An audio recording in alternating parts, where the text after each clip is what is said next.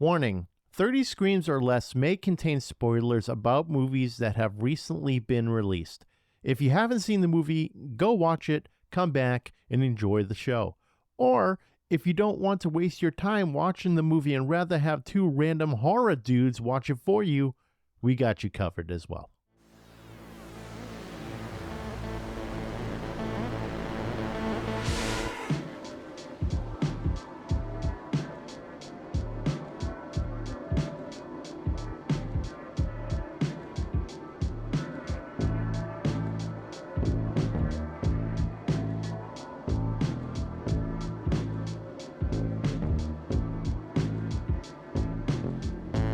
Welcome everyone to 30 Screams or Less, a horror movie podcast where we review horror movies in 30 minutes or less. Today's movie we're going to be reviewing is Hell House LLC, The Carmichael Manor. Written and directed by Stephen Cognetti, starring Bridget Rose Parada. We're going Parada as Margot, Destiny Leilani Brown as Rebecca, and James Liddell as Chase. The plot of this one is a group of cold case investigators stay at the Carmichael Manor. After 4 nights, the group was never heard from again. What is discovered on their footage is even more disturbing than anything found on the Hell House tapes. So this movie is a prequel. There's a whole series. We're going to talk about it, but 30 Screams or Less starts now. Corey, what did you think of Hell House? So LLC, Origins, Carmichael Manor. It's a long-ass name, isn't it? Yeah. So you just mentioned that this is a prequel. Admittedly, I did not know that this was part of a franchise until you got to the Abaddon Hotel part in this movie. I was like, what the fuck? I don't know any of this. And sure enough, I looked it up. But yeah, I made an ultimate new move here. And yeah. So otherwise, found footage. I do love found footage movies, but this one is like we briefly talked about this before we started recording. I was on the fence about this one. I wanted to rate it really high at first, but because it was one of those thinkers, you finish it and you're like, holy shit, what did I just watch? But you think about it more and you're like, that was kind of lame. Yeah, like you think about it and you're like, holy shit, what did I just watch? And then you really think about it and go, holy shit, what did I just watch? Yeah. So I'm going to have to go back and watch. There's 2 before this? 3? Yeah. Okay. Yeah. So this movie for me, I've seen the other ones, and the amount of found footage films that I have seen is like catastrophic levels, because there was a point in time where that's all that was on our TV for like 2 months straight was just found footage films. And I've seen some garbage found footage films, let me tell you. There's one in particular, I can't even remember the name of it, but like I wanted to burn this movie if I could ever find a physical version of it, because it was the dumbest thing I've ever seen. So was it that bad, or is it just like it fucked with you? No, it was just bad. Like we're talking the what the fuck's the name of that movie? The one that we reviewed. Oh, The Anchor. Oh God, worse. I thought it was so stupid, so slow. It was black and white. It wasn't black and white. It was just shitty looking. It looked like it was filmed on like an iPhone 4 or some bullshit. It was bad looking. The story sucked, and the acting was horrible. But I can say this though: the Hell House series is great overall. Pretty awesome. This one in particular for me, I thought fell a little flat. It just felt like not a lot happened up until a certain point. Then a lot happened in a short span of time, and then it ended so abruptly. And I think the whole point of the ending abruptly is because, well, they mysteriously disappeared, right? Like something happened, no one really knows. Yeah, they made it to like they were going to spend 5 days in this house, and they made it to day 4, and that's the last anyone ever heard of them. Right, exactly. And at the beginning of this, I was trying to figure out where the hell is the connection in this movie. Like, if you haven't seen any of the other Hell House movies, you're not going to even figure out what the hell the connection is until it's like, halfway in the movie and you're going, oh, okay, these clowns were part of the Abaddon Hotel and they're part of a clown cult, I guess. Something like that, Corey, right? They were mentioning something. I'm like, I'm good. I don't want a part of a clown cult. Dude, I love the mannequins. I thought they were super, I don't know, they looked realistic, and they probably were humans just wearing makeup, but oh yeah, for sure. I love those. Yeah, especially I like that closing scene with Margot walking down the hallway and the big one just walking behind her. Oh, yes. I thought that was amazing. Yeah. So yeah, there were some parts in this where I'm like, oh, that's fucking cool, right? So the whole time you're thinking that these clowns are just mannequins. And you look at them and you're just like, okay, that's not a mannequin. These are clearly people dressed up as clowns. But they have to paint the picture that it is a mannequin. So at some point, the clown is showing up in the hallway, right? And not moving. And it's part of the whole story. You see these clowns moving to different spots, and you start thinking that are they real or are these just mannequins that are able to be put in certain spots? Don't really know. So I have a question for you regarding these clowns when they first discover them. Mm-hmm. So they're walking through the house with the caretaker, Donald was his name, right? And they get to this room, the storage room, and he says, I've never been in that room. Am I mistaken? He said he didn't even have the key for it. Yeah, I don't think he said he had the key for it. He said he didn't have the key for it. Yeah, and then somehow they were able to just get in because, as you see, there was the scene where you see Margot and she's standing outside the door. So this door just so happened to be open and she's looking in, and that's when she sees, all this stuff. So she sees the clown. She sees some of the carny stuff that they would have at carnivals. Honestly, that didn't even really get explained in the other Hell Houses.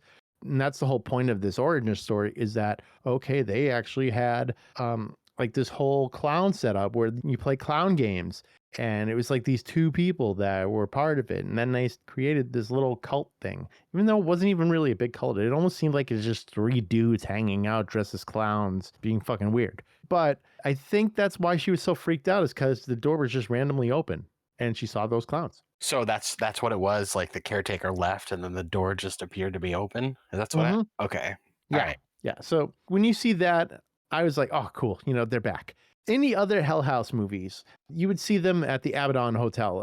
It was Hell House LLC, the first one. They were turning it into a haunted house. They came across those clowns that were in the basement, and they were joking around with it and like thinking it's fake or whatever, right? And then they start seeing these clowns being put in different spots, or you see like certain small little movements that really kind of freaked you out watching it. And you're just like, shit, that thing just moved.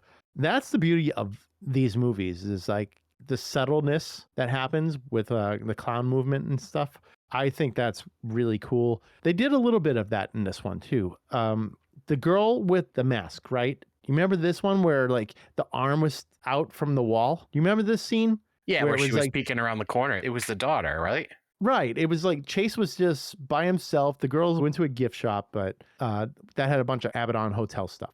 So Chase is just by himself hanging out, vibing, and he sees like a red ball just fucking going down the hall. Like, little almost like clown nose ball, like that kind of red ball thing, right? That's what I thought they were, clown noses, because these pop up many times throughout the movie. Right. And of course, he hears a child laughing, which never a good sign in a horror movie. Every time you hear that, it's like, nah, this ain't going to be good. Can't trust little kids laughing. And that's when he sees the arm from like the corner of the wall. And he's like, hello? Trying to freaking get its attention. He doesn't know what the hell it is. And then you see like the girl with the mask kind of slowly peek out and then slide back away from the corner like she's not there. I love that scene though, because they showed us the backstory of that girl before this happened. I believe it was it Catherine Carmichael? Yeah, it was Catherine Carmichael. They showed past day of her.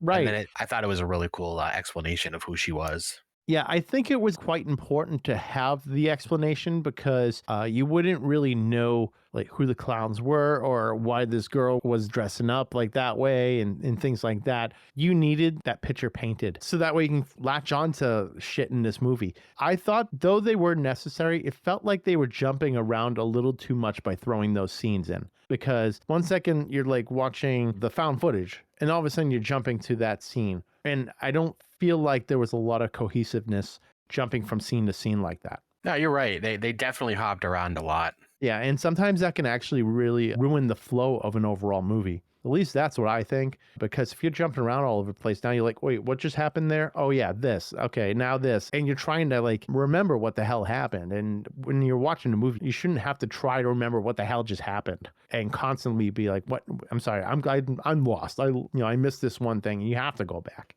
Yeah. It should like just naturally flow all the way through. So some of that just felt like it jumped around a little bit. So I will say though, that scene with Rebecca having a meeting with her boss on Zoom about like those houses she was trying to sell. Yeah, that was a good scene. Go ahead. No, yeah, you know where I'm going. Yeah, yeah, What that was. appears in the background. Oh yeah, that was so twisted. Just it was like a random person just appearing in the background, and she's like, "What the hell is that?" You know, I didn't take that photo, and like, these are all photos that she didn't take, right? Yeah, it's basically the room she's sitting in. Exactly. The room that she's sitting in, and she was thinking that someone's behind her taking a photo of her and thinking that's her. And the boss that she was talking to, she's like, "Did you mean to show me these? Is this part of the presentation?" Like, she had no idea what the hell was going on. She was just thinking that there was a decent property for sale, and she was trying to show her, we could probably sell this thing. But no, that was a really cool scene. You know what I thought was a cool scene too? And it was so out of nowhere. It was the girl on the bed, just all bloody. Do you remember that? Rebecca had the camera and she was like in her pajamas, still kind of getting ready. And she's holding the camera to her, like, just filming herself.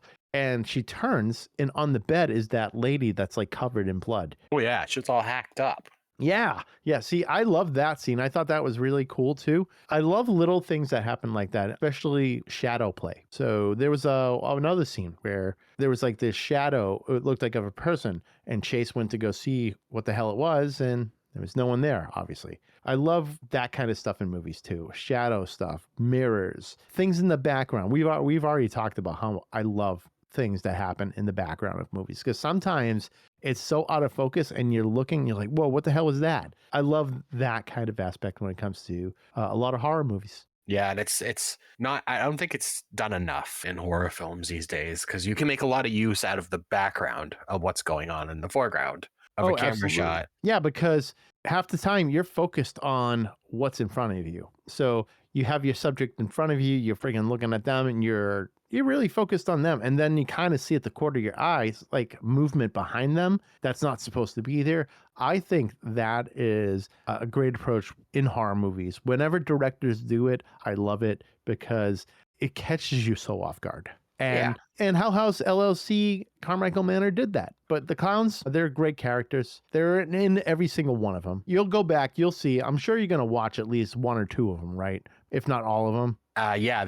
I just looked at my letterbox and the original is actually on my watch list. So it's funny Oh, that I said I didn't know about this, but apparently I did. apparently you did. Well, I mean, you find out from your Reddit people, right? Yeah, Reddit, and lately it's as funny as it sounds, TikTok. Oh, yeah. Horror TikTok, not bad. Not bad at Yeah, all. there's a lot of stuff. There is a lot of good stuff on there. TikTok is underrated when it comes to these communities. There's like the horror community in there, and then you have your true crime community. Oh my God, you can go down a rabbit hole with that shit. Let me tell you. There's all Yeah. sorts of there's all sorts of stuff with like killers and court things and whatever, and tons of it. Have you seen the ones where people will take like a serial killer and they'll use AI to have the serial killer tell a story of all the shit that they did? No, what the hell Yeah, is that? like it'll be a photo, let's say Jeffrey Dahmer. So it'll be a photo of Jeffrey Dahmer, and then they'll use AI to replicate his voice. And he'll basically talk about all the things he did, but they do it with different serial killers throughout history. It's Yeah. fucking cool. Oh wow, that's on TikTok. There's one with Gacy. Yeah, there's a ton out there. Oh God, you know what? They need to do that, and they need to have like Jeffrey Dahmer reading some sort of book, right? Like the Grapes of Wrath or something, and it's just Dahmer reading the Grapes of Wrath. Okay. How about a Dr. Seuss book? That too. I think more people would gravitate towards Dr. Seuss than the other one. Audiobooks read by Jeffrey Dahmer. Yeah. Jeffrey Dahmer reacts, just react videos. Well, let's watch Jeffrey Dahmer playing Call of Duty. Oh my God. The possibilities are endless with AI voices of Jeffrey Dahmer. Mm-hmm. Oh man. Oh, I think we struck gold here. Yeah, now it's going to get stolen because this is going to go out in the public and 20 people are going to hear it. I've already copyrighted it. Sorry, everyone. Oh, perfect. You filed that patent like while we're talking? Yeah, I have a patent button. It's like a macro on my keyboard. It's Just like making sure. It's like a Staples Easy button. Instead, it's a patent button for all the incredible shit we come up with on this thing. Oh, tons. Like, oh yeah, we didn't even talk about this. The Fear Street series. Oh, yeah. Oh my God. Like, I didn't even post anything on social media. Anyone who's been listening to this podcast since the beginning, it seems like Corey and I are these prophets. we talk about something and then it happens. Exactly. It's so weird. So That happened with Fear Street.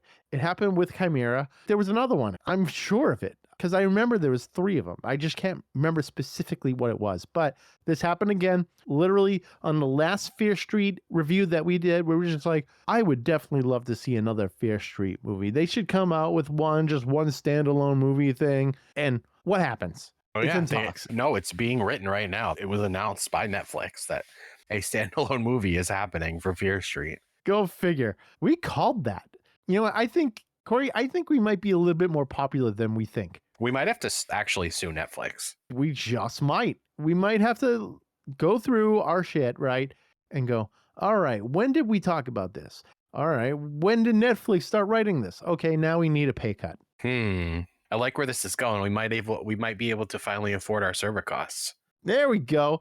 And speaking of server costs, buy our merch. Buy a shirt. Buy a shirt just so I can rent movies going forward. I need to pay for my Movie Pass subscription. Are you still doing that? Yeah, I actually just I did it not too long ago. I pay $20 a month. I get 144 credits. Movies on average are like 20-ish credits or less. So you can watch a bunch of movies a month.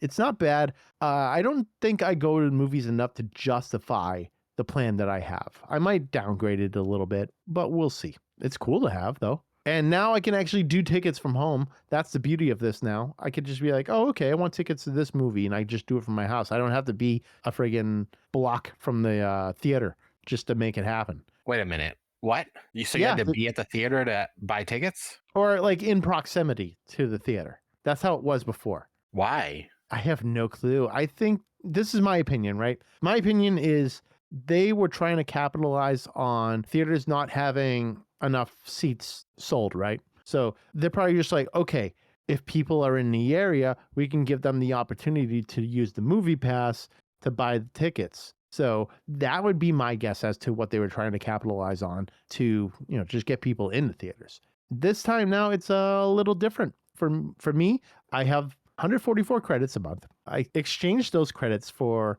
a seat at the movies. So I like 20 credits or something like that. I freaking go see Saw X, whatever. And then I go see the movie. I have like a card. It's like a Movie Pass card. You swipe it like a regular credit card and you're able to get in. Wow. It's interesting. It's very interesting. That's so special. It is pretty special. I'm glad you can get use out of this, Steve. I am getting use out of it. It's good. If you want to go to the movies, it's like, all right, well, I've been paying for movies on a monthly basis. So, all right, let's go. So are you going to be able to use this when you're back here? Yeah.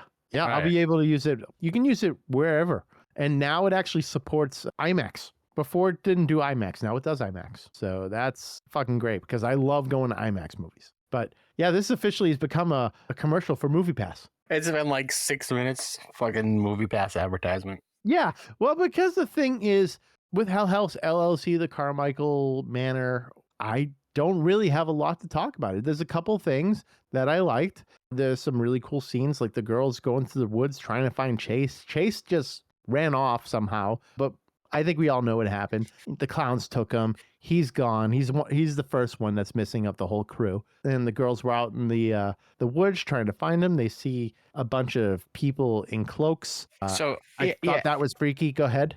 No, that's what I was gonna say. Like this whole sequence here was probably like my favorite part of the movie. Was Margot and Rebecca decide to smarten up and leave the house finally, and they're trying to find Chase, and they're walking through the woods, and they stumble across probably members of the cult. Mm-hmm. So they turn around and they go back to the house, and then they start getting texts from Chase. Well, what we think is Chase saying he met some new friends that want to meet them. And then Margot's stupid ass was like, oh, come up to my room. I'd love to meet them. Oh, yeah. So this is like the end of the movie. She's like, oh, yeah, come over. Come on to the room. We're here. Just chilling, hanging out. And Rebecca was like, no, because it's not Chase. It doesn't sound like Chase. Chase wouldn't just run off with some new friends. He was there with them. You don't just fucking run off with some random people that no one even knows. No one's even seen. So she knew something was up. They opened the door. Chase isn't there naturally. And then they get a text saying, you let them in. And I was like, that's twisted. That's some fucked up shit. Yeah. A little creepy. And that's when everything starts going off the rails. Yeah, but then they found Chase. And he's just missing his eyeballs now. Yeah, exactly. He was missing his eye, bleeding from the eyes. And they're like, Chase is hurt. I'm like, no, Chase is freaking dead. Like if your eyeballs are gouged out like that and you're bleeding from the mouth, it's pretty safe to say you're not doing too well and you're probably not going to last much longer. Yeah, I don't know. So right after this, I mean, Margot clearly gets clapped. Margot's dead. Rebecca's running away from the clown that's just straight up walking after her like he's Jason Voorhees. And then it just kind of ends. Well, we get another Right? flashback. Oh, yes, we get another flashback. Okay. So we Yeah. get a flashback about Patrick Carmichael, and if I'm understanding this correctly, Patrick Carmichael was the bigger clown this whole Mhm. time, the one that was essentially killing people. Right, right. So, yeah, that's right. Patrick was just like being super weird and he goes into that room where the other clowns were and he is hanging out behind them. And it kind of ends like that, right? That's what I'm trying to remember. Yeah, that's Yeah. exactly what it was. Okay. He all right. basically has his mask off and he's like, I don't want to do this anymore or something. Yeah. Like he's clearly just like, I don't know, possessed. Oh, absolutely. 100% possessed. And So so, yeah, this is kind of what we mean when this whole sequence of events that we just described, it just happens all at once and then the movie ends. But before that, there was not a lot of stuff going on. If anything, I can say this. It builds tension to the end. So it's building that suspense. It's building tension. You're just like, all right, what's next? What's next? What's next? Oh, this whole sequence is next. And then So- it ends. yeah, I love when a movie can do that well. Is Yeah. build tension for, let's just say, an hour and a half is a typical horror film, unless you're Terrifier 2 and it's 2.5. But Right. yeah, building tension, and Mhm. eventually, you have all your acts of the movie, and then in the final act, everything kind of climaxes. And this movie did a good job with building tension and dread. Oh yeah, for sure, 100%. When it comes to this movie, there's like the clowns are definitely creepy. They obviously add to that tension. You see them, and when you go in the room, sometimes you see them and you think they're looking at you. There was one scene that I thought was creepy as anything was when Chase woke up and the clown was in the room, but clown wasn't moving at all, right? Just standing there. And I could have swore that the clown's face slightly moved as he was like leaving the room. Doing slight movements like that kind of plays with your mind because you're thinking, is he still the whole time? Oh no, I think I saw him move. And you're kind of playing along with the movie now with doing that. Yeah, I do remember that, and I think you're right. Yeah. I think he may have moved a little bit, but you question it because if it was a big move, like if he just straight turned his head right, I don't think it'd be as scary as if someone just slightly turning their face a little bit and it's just messing with you. It messes with the audience that are trying to figure out whether it's a friggin' still a mannequin or if it's a person dressed up as a clown. So, pretty much that's it. That's how the movie ends. Corey, what do you give Hell House LLC Carmichael Manor? I'm gonna give this one a 3 out of 5 dead kids. I thought it was a decent mockumentary / like a found footage film. Does a great job explaining the past. Like I said, I haven't seen the others, so this one kind of the flashbacks kind of filled everything into me. You know what I mean? Of course. Did a great job explaining all that. Kept you on the edge of your seat the whole time. One thing I really loved about this movie was the sound design. I thought the sound design was really good. Okay. And my biggest gripe was this fucking movie dragged a lot at times. Yes, it really did. And it does happen with some of the other ones, but I feel the other ones are a little bit more entertaining than this one. So, yeah, I agree. The sound design, great. It kind of freaks you out a little bit, especially in a big house like that where there's a lot of echoes. You know, if you're hearing a bouncing ball or something, I can only imagine what this movie sounds like with headphones on. I'm sure it sounds pretty awesome. Dude, it's I there's this TikTok again. There's this guy that I follow that does a lot of sound design, sound effects for like movies and stuff. And Okay. it'll show how they make the sounds. He did this one where he took like a green pepper and he's basically got the green pepper in his hands and he's rolling it around in his hands, sort of like a baseball, and it's making these noises that he showed were used as the sound effects for like a zombie tearing someone's head apart and eating the brains. You got to be kidding me. Wow. No, it was a fucking green pepper that they were just crushing and it's making that noise. You put a microphone really close to it. Yeah. Wow. So yeah, so when you do little shit like that, like I'd love to watch, like if there's a documentary out there on like horror movie sound design, please let me know. Like tweet us. I'd love to watch it. Oh yeah, definitely hit us up. Hashtag 30 screams or less. Let us know, or just DM us. I think we're pretty open with our DMs. Yeah, I'd love to. Like I said, I'm learning a lot on TikTok, and that Oh, probably sounds so fucking stupid coming from a 38-year-old dude, but dude, I'm 41 and I watch TikTok. I don't like. I like it. You get sucked into that wormhole though, for sure. So Corey, same deal for me. I'm gonna give it a 3 out of 5 as well. I felt it was pretty much kind of run of the mill found footage type movie. Mockumentaries, I think I've come to this conclusion, are really just kind of hit or miss for me. Sometimes they're awesome. A lot of the times I'm just like, okay, I get it. Lake there was Mungo one was that cool. that's the one I was thinking. Yeah, I was like, there was one that we did that we really liked, and I think it was Lake Mungo. Yeah, it was definitely Lake Mungo that we liked. I remember that. And then there was what was that other one with like the zombies and stuff like that? Or was it zombies? Remember it was the guy, oh geez, what the heck is the name of that movie? We reviewed it. It was Japanese, right? No, it wasn't Japanese. It was the one where the whole town was dead and there was only one survivor left. And the whole thing is told throughout the photos that he was taking the whole time. Oh, yeah, I don't know. Forgettable. I know. We obviously didn't like it. We can't remember it.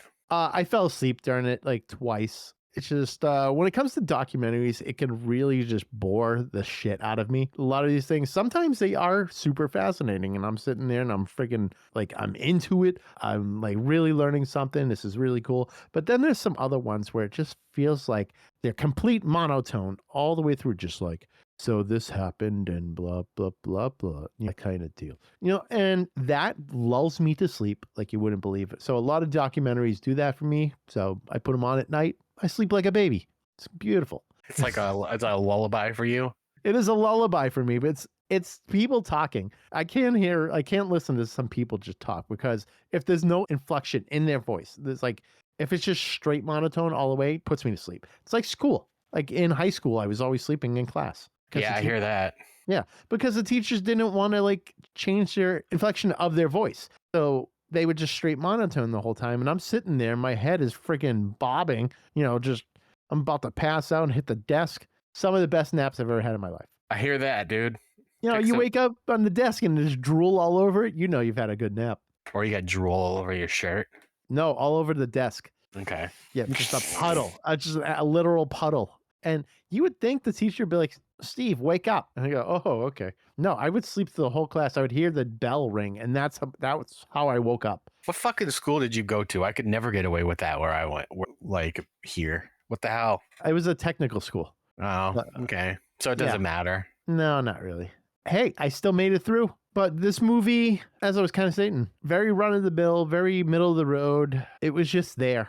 Didn't do anything for me. Do I want to go back and watch it again? No. Would I watch it again if it was on? Sure. I'm going to forget it. I'm going to be like, what the hell happened in that movie again? A year from now, I'm just going to be like, I don't even really remember it. So what sucks for me is like, after seeing this first, I don't have any interest in watching the other ones. Oh, no. That's not good. At least watch the first one. The first one's good. Yeah, so you're telling me it's good, so I might have to do it. Yeah, I would at least watch that. If you like it, go with the second one. The second one's good. Third one is nah. And then this one is not a fan. Didn't really like it. 3 out of 5 for me.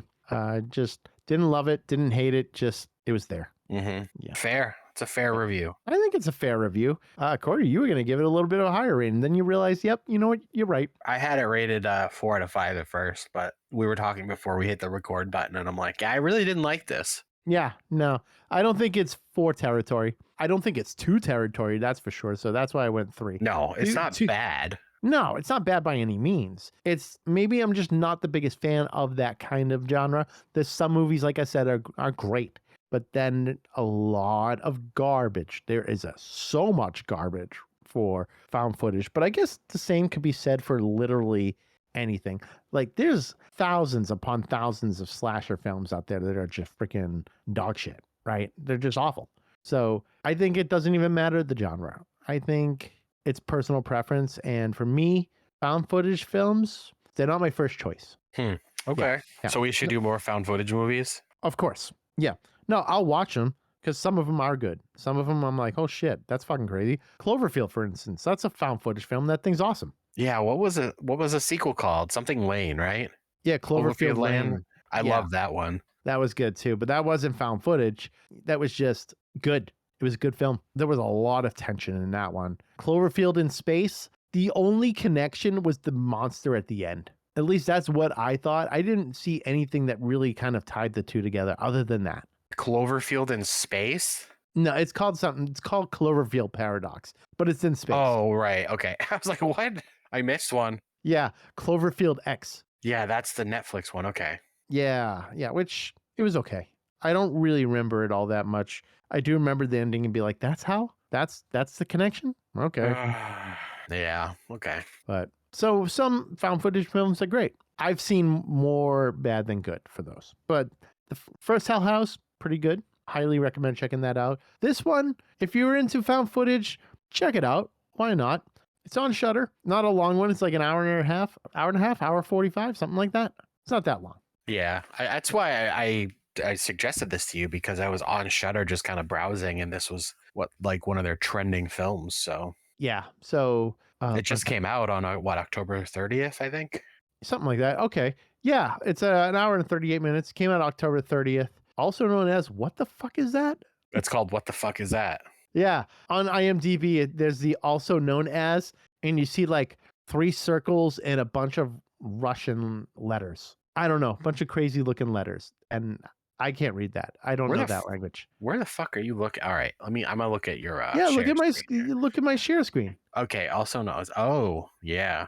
Okay, so I'm assuming that's LLC. No, that's wrong. If y'all could see what the hell we're seeing right now, just go to IMDb, look up Hell House LLC Carmichael Manor, and scroll all the way down to the bottom. You'll see also known as, and it's just a bunch of characters. I think that's Russian. Yeah, there probably is. That was my first guess. Yeah. So, all right. I think we can actually start wrapping it up here. Everyone, be sure to like, follow, and subscribe on Facebook, X, Instagram, YouTube, Threads, all of those. Leave us a 5-star review on all podcast platforms so we can get some more exposure. Of course, be sure to tell your friends.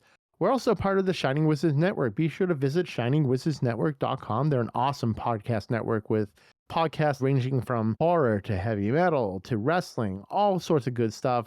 All podcasts that really just do it for us. So check them all out. shiningwizardsnetwork.com. Got some great stuff up there. Be sure to visit 30screamsorless.com for all previous episodes and transcripts to go with those episodes. And if there's anything you want us to review, send an email to 30screamsorless@gmail.com or hit us up on social media. Use that hashtag 30screamsorless or just slide in our DMs. We're open. Slide right into them. Just slide right in there. I'm waiting.